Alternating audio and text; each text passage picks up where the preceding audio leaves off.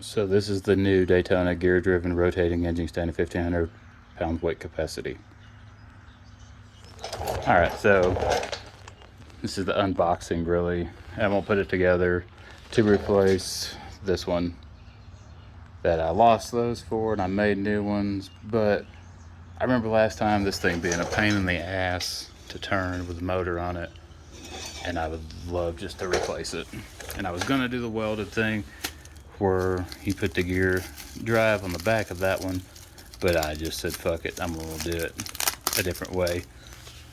So you've got your casters, your hardware, your little pads, your outriggers. Those go to there. Some looks like some mountain tabs to combine everything together, and the instruction manual. I did see on one of the reviews where the Pittsburgh 1-ton engine cherry picker will not fit in between there to mount the engine. So I'm going to put that to the test as well.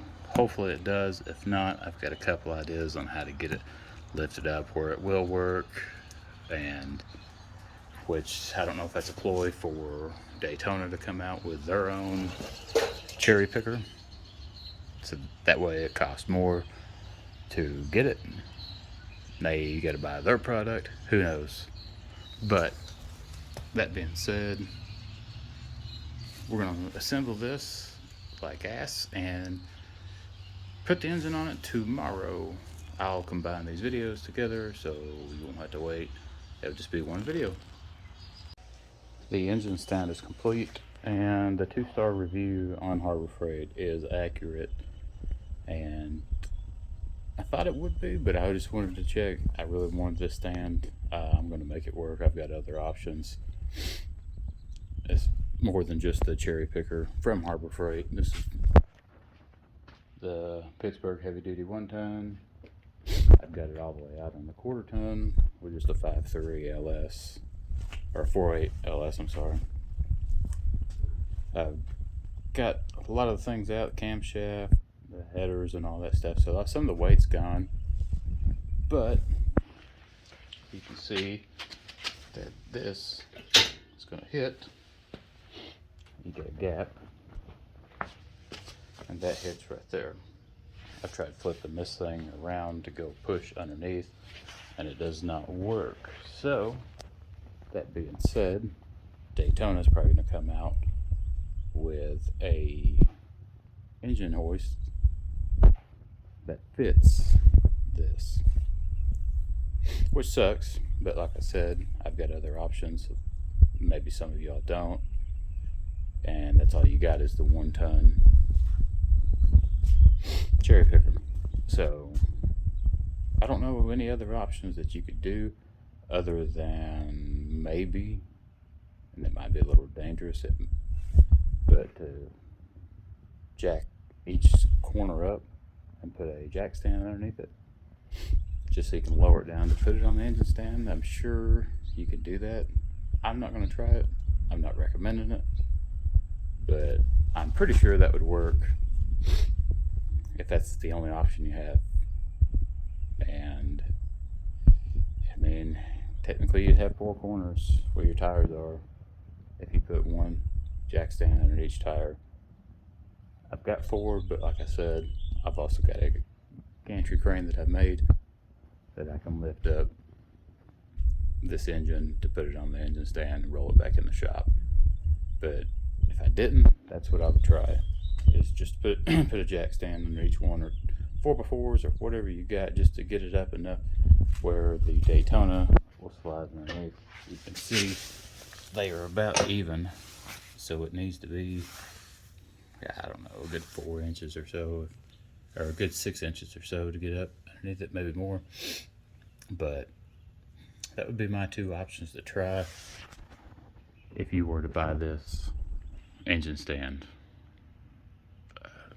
Unless you got a better engine stand, but this is just for the Harbor Freight Pittsburgh heavy duty 1-ton. I could zoom or walk back so you can see. he is accurate on it, on the 2-star. Like I said, I wanted it, so I got it. I'm going to make it work with what I have, but your results may vary. Alright, so I got the motor attached, and I guess everyone like me wants to see how smooth this rotates around. Don't take much effort at all. It's pretty damn nice, I'm not gonna lie. If you can get past the point of you can't use your Pittsburgh 1-ton on it, but once you get past that and get the engine mounted and stuff, it seems to be pretty top notch. Like I said, it's brand new, don't have many hours on it or time on it or anything. I don't have the outrigger set because I don't know where I'm gonna put the engine yet to work on it. But yeah, it seems like it's, like I said, pretty smooth. Roll around here, go back the opposite way.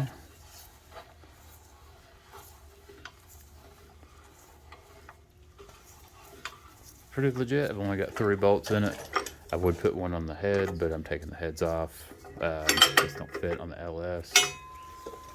I probably could, nope. 3's in it, they're tight. Everything should be good to go. It said to remove this before, and then when you set it, I don't understand why, to be honest with you. I know it's just like a little grease port, but I am gonna put a little grease in it just to make sure everything is greased up. Because I don't know how much they do from the factory, but I just want to put a little bit more in it since I have some. But other than that, it's pretty good. A lot better than the other old style.